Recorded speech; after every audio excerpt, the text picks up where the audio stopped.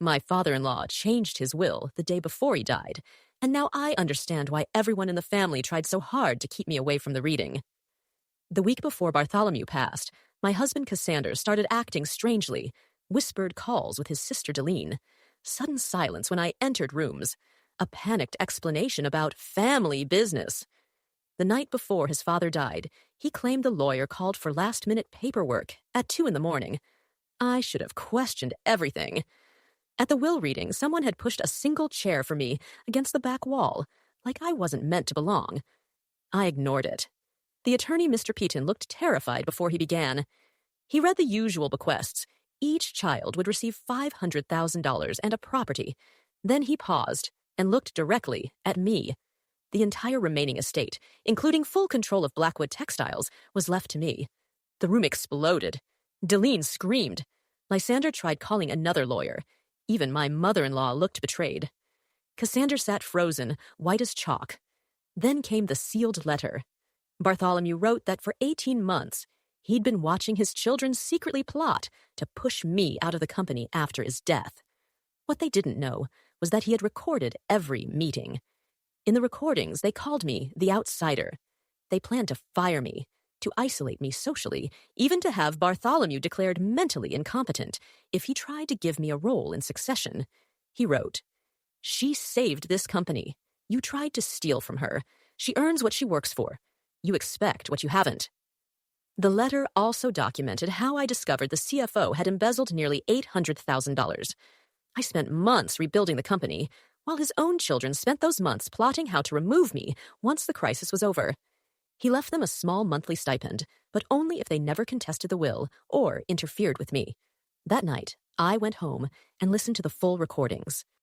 They were worse than I imagined. They talked about making my work life unbearable so I'd quit, about spreading lies to destroy my credibility, even about whether my marriage to Cassander was worth keeping, if it meant I might obtain any part of the company. The next morning, I made my decision.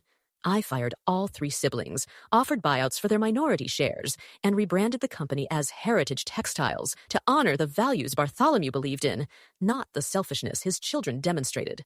The divorce was unavoidable. Cassander alternated between blaming me and begging me, but he never apologized for the betrayal, only for me finding out. Heritage Textiles thrived. We expanded sustainable manufacturing, won new contracts, and became more profitable than ever. Meanwhile, the siblings tried lawsuits, rumors, even starting a rival company. Nothing worked. The evidence against them was overwhelming, and the courts dismissed their claims as baseless. Years passed. I built a company culture rooted in ethics, transparency, and respect, everything the Blackwood siblings lacked. Bartholomew's employees became my true family. When Cassander's mother was dying, she asked to see me. She admitted she had known about the plot. She handed me Bartholomew's father's cufflinks with his final note. "You earned this legacy. Build something worthy of it." I did.